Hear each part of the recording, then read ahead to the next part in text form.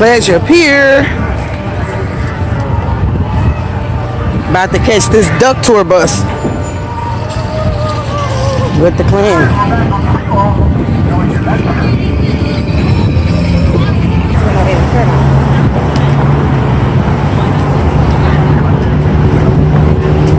You finna call. Let's see where y'all at.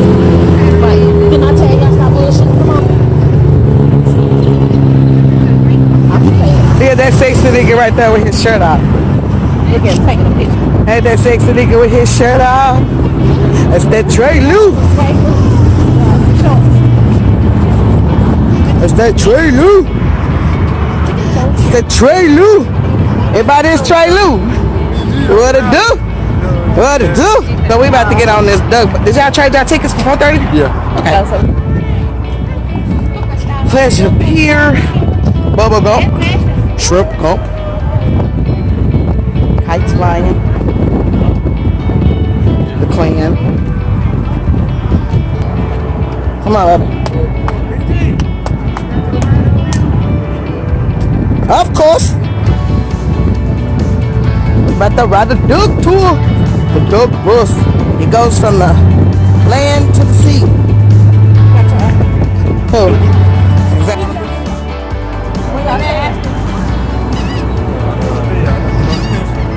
No, it's a video. We do vlogs. We got YouTube vlogs. Yep. Ooh, yes. So we had to run to the beer and wine store, of course, before we get on this duck tour. I had to give me and baby a couple of shots. Sis had to get them something. We're gonna be on this for an hour, so we thirsty. Captain and tour guide for the next hour. Welcome to Galveston. Welcome to Galveston Duck Tours. Now we have to do this every time because we are regulated by the Coast Guard. In fact, yesterday the Coast Guard was actually out there on the water when we were out there. So we have to do what they say or we can't operate. So bring attention life jackets above your head here. We have adults and children. And show you how to operate a life jacket in case you don't know. I put it in the front. Unroll it. Check it on. And once we get the life jackets on, we'll abandon ships to the side here by the window. Make sure your windows are rolled down so we don't have no broken glass in here. And that's about it. Any questions? Goodbye. Now holler man overboard if you see him grounded. Point at him, and then we'll turn the duck around and go back and pick him up and rescue him. We'll all be heroes. Like I said, we have a 50-foot rope and live ring here. We'll give everybody a chance on the duck to lasso, but the one that does gets a big prize. Sound good, right? Yeah. All right. That's about it. Now, we do have a seatbelt law in Texas. If you would, please reach under your seat, grab your seatbelt, put them on, and we'll get rolling. That's all I do have a question. Okay. You are the type of captain that goes down with the ship, right? You're not going to jump off and leave us? I'll tell you about it a little bit later before we go in the water. Okay. I'll say that. I'll tell you right before we go in the water. I just want to make sure you're going to be down with us. Okay. Now, September 13th of 2008. And that was part of history. They didn't want no part of it. The stuff was forever in the history books here. Galveston has about 300 years of history. And I'll give you as much history as I can here on the duck tour along the way. And on September 13th of 2008, there was a hotel out here on the pier called the Flagship Hotel. And it was destroyed by Hurricane Ike. And they tore it down. That was in September 13th of 2008. They tore it down. Not too long ago, they opened up the pleasure pier we have here now. Now, there was another hurricane that hit the Texas Gulf Coast back in 1961 named those enemy submarines the first couple of years of World War II, they actually sank 525 U.S. and Allied cargo ships out here in the Gulf of Mexico and out on the east coast of those Sandstone. And it proved its worth as early as 1915 when another great storm hit Galveston. In that storm, thanks to the seawall, there was only 8 people perished here in Galveston, and the damage was a lot less. It's actually been hit by several major hurricanes since the Great Storm of 1900. Kind of cute. The sidewalk over here on Reynolds actually claims they caught that in Galveston Bay. Damn. But I think they're pulling crab legs. I don't think the crabs actually get that big here. Point. Galveston has this number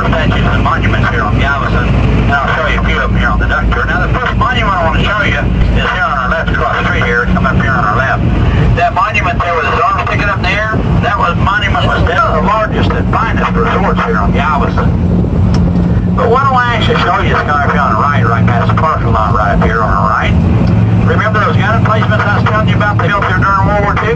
Here's one of the big bunkers right here on the right. Where those great trees were at, you had 12-inch guns that stuck out from underneath there that could actually sink a shell that erupt starting about 6:30 in the evening, and it does so every 30 minutes until closing time. And around 6:30 or 7 in the evening, they have a lot of entertainment for children out there in front of the Rainforest Cafe starting about 7 in the afternoon.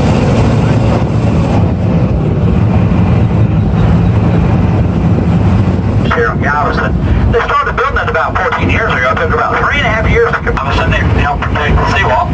They provide you with a free fishing pier, but you're not to swim within 100 feet of them. They have a strong undercurrent out there at the end of those big rock jetties. And Galveston was the second largest immigration port in America, just under Ellis Island in New York City, up until 1962. In fact, they actually nicknamed Galveston a little Ellis Island at one time. Over here on your right is 4 cemeteries over here on your right. It's always like one larger one is 4th. And over there, the 4th left, that white maintenance shack, that's actually the 1800 are buried in the cemetery here on our left. And right here on going down the right is the Greek Orthodox cemetery. They have about every denomination buried here in Galveston. You see, Galveston was actually an immigration port all the way back to the mid-1800s. Before the Great Storm of 1900, the Great Storm of 1900 destroyed the seaport that was here in Galveston back then. You was asking me about that a while ago, right? Yeah. All right, there's 2 ways you can tell if we get in trouble out here on the bayou. The first one is if you look down your feet are wet and they weren't when you got on the dock. And the second way is if your captain is running up and down the aisle screaming, every man for himself. Wow.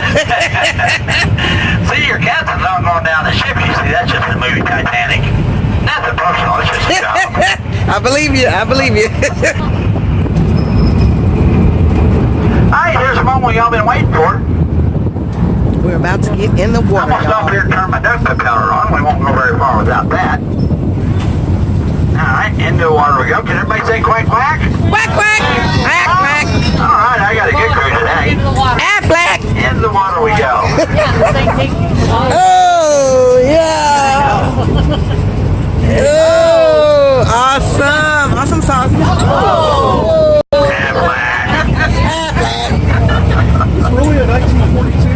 Built 1942. Did you check the red lines to make sure the weight is equivalent? No, it's fine. I can stay back there. Okay. We're perfect. Now, how are we doing back there in the back? We still floating back there in the back? All right, can somebody back there in the back do me a favor, look down, see if I put the drain plug in? I don't know if I did. Oh, wow. No, I'm just joking. I had to say that. I couldn't pass it up. Now I'm going to stop here and dump my tires because we don't need them out on the water anyway. We wouldn't get no traction with them on the water anyway. Now this body of water we turned into here is called the Office Bayou. And Office Bayou is not as deep as you think it would be. It's only about 8 to 12 foot deep here in the bayou. But in case you're wondering, it is part of the Gulf of Mexico. We have all the sea life here in the bayou that we have out there in the middle of the Gulf of Mexico. All the sea life just comes in from the north side over here into the bayou. We have all the sharks, stingrays, barracudas, and all the tropical fish that you have out there in the Gulf is in here, because this is part of the Gulf of Mexico right here. Now, if we were to go here to our forward left over here a quarter mile and turn left there, after we turn left and we went about 2 miles, we'd actually be entering into the Intercoastal Waterway. Now, the Intercoastal Waterway starts at Brownsville, Texas, called the mullet, and mullets only get under a pound, and they're not even good for eating. They usually use mullets for fish bait. Oh. Now, right here on the right is Bulldog's Bait Shop, and if you decide to go fishing here in the bayou, and you come over here and buy your bait at Bulldog's Bait Shop, your duck receipt, he'll give you a discount there with your duck receipt.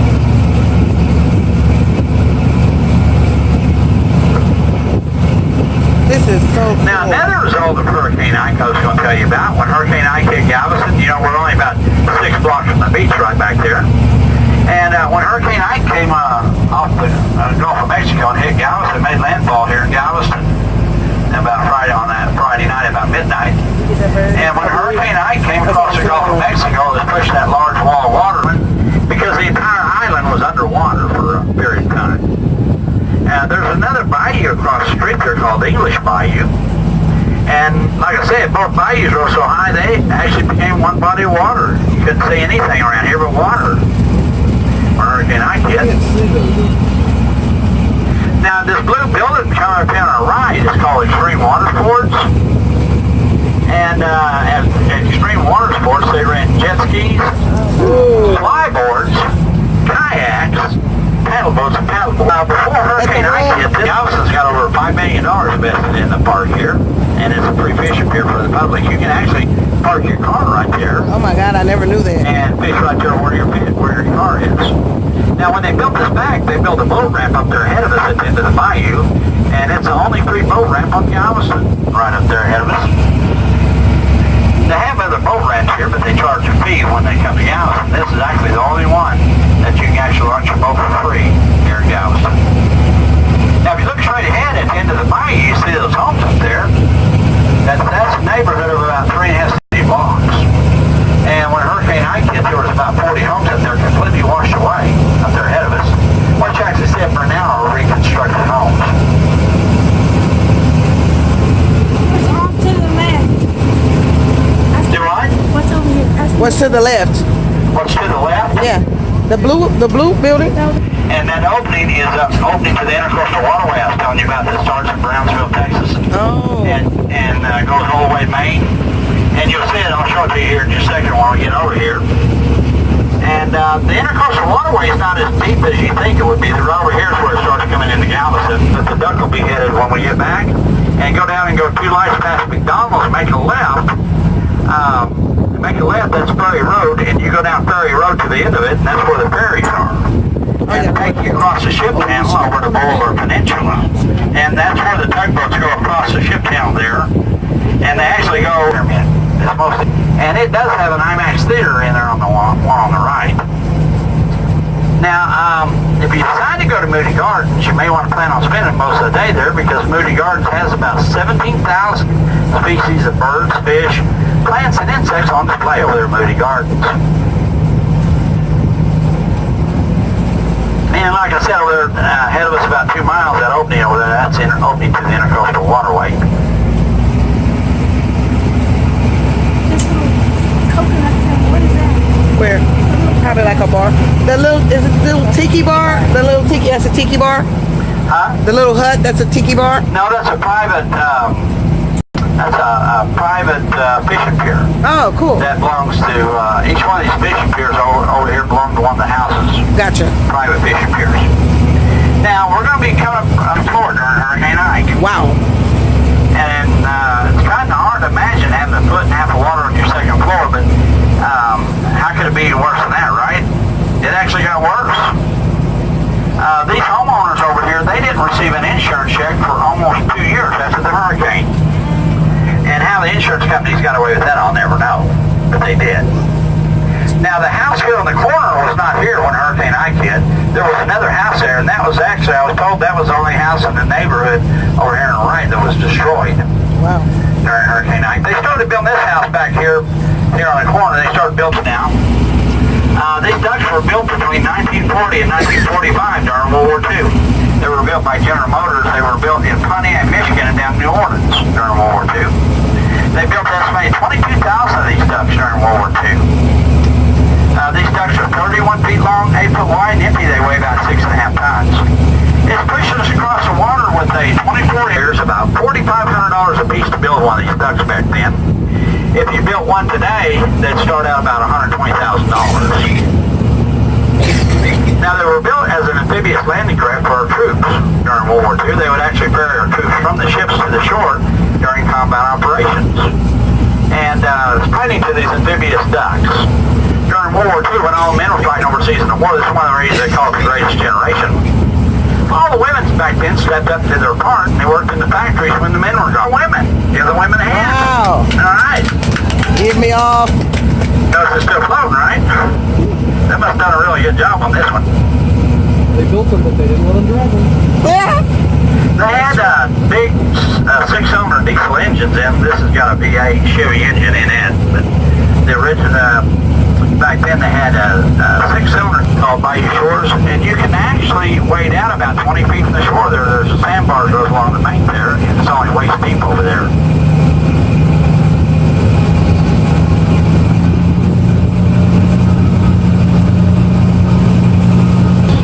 Nobody knows why they went out of business, and it was a good Mexican restaurant to eat Mexican food. And the only thing we figured out is Camarones is short for overpriced tacos. Oh my God.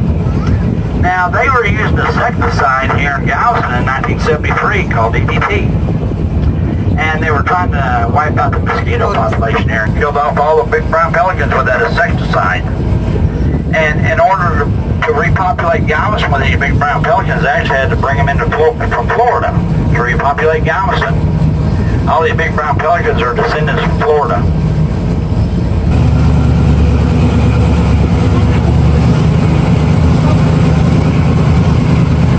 Now this building up here ahead of us is a private marina right up here. And it's owned by Texas Lighthouse Foundation, a charity organization. And they own the big boats there too ahead of us. And check out the big pontoon boat. That's the biggest pontoon boat I've ever seen in my life. That's a 3-level pontoon boat. Now I wouldn't mind going out the owners on that one time.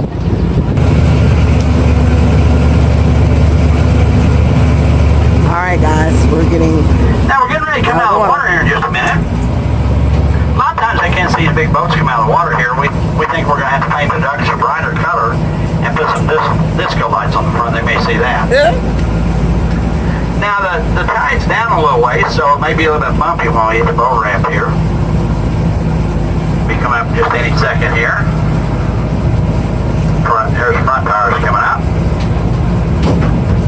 Now the back tires will be coming up.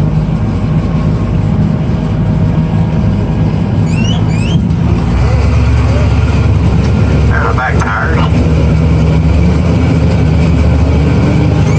Awesome sauce. They're excited about the mont wings. Yeah.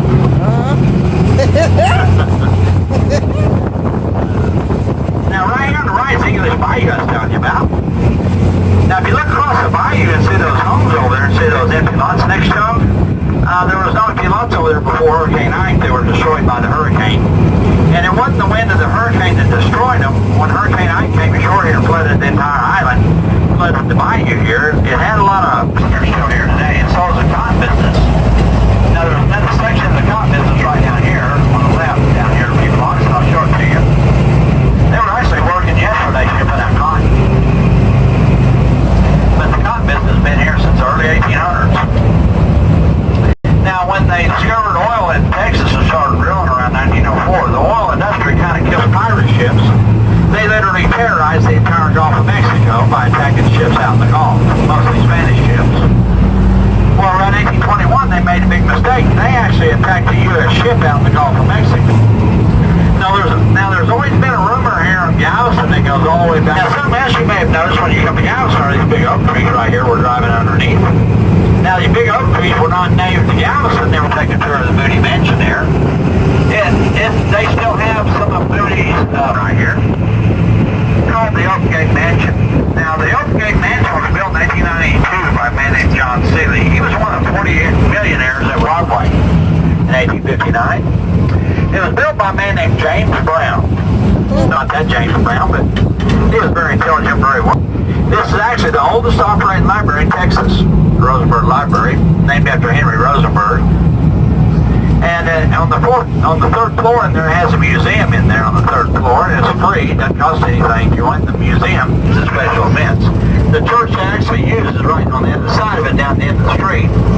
And that one down there was built in 1954. They're using it for a special event tonight. Looks like they may be having a wedding or something there tonight.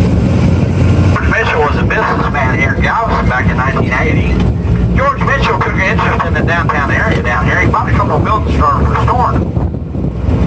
And he got other people involved, and they literally restored the entire area down here, except for a couple of buildings they're still working on. Now, around 1850, there was a big fire down here that covered about 1.5 mile area and burned down the downtown area. He bought it and restored it, and he actually turned it into one of the finest hotels on the island today, the Tremont House. Now, these Mardi Gras displays out here, they leave them out here all year round and actually light them up at night. Light them up at night. That'll put a hamper in your vacation. Now we'll turn right here and go down the Strand here.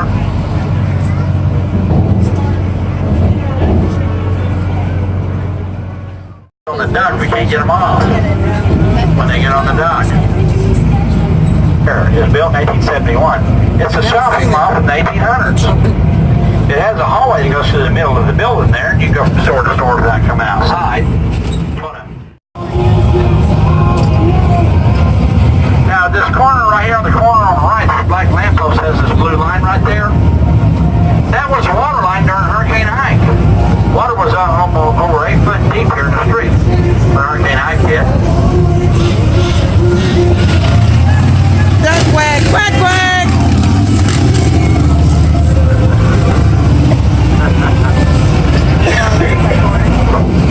She was blowing her little duck like, quack, quack, quack, quack.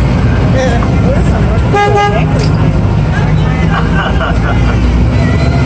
These rails in the middle of the road here to our left, these rails were for the electric cable cars when they were up and running when Hurricane Ike hit. They were destroyed just like Washington Park. Now they sent them off to Des Moines, Iowa to have them rebuilt. And they're going to eventually have them back out here on the rails fine. And at Pier 21 back there, they have tour boats back there. You can actually go back there and get on a tour boat. I think they have 3 tour boats back there. And a jet boat, I think. And you can go back there and get on a tour boat, and they'll take you up down the waterway and look for dolphins. The Alyssa, that's the 3rd oldest sailing ship in the world. It was actually built over in Scotland in 1877, right? Seafood restaurant. You can actually go in the building restaurant there and go to the opposite side of the restaurant, the intercoastal waterway I was telling you about. Across there's Pelican Island. That's where they work on the offshore drilling rigs and do large ship repair over there. And right here on the right is Pier 23 through Pier 26.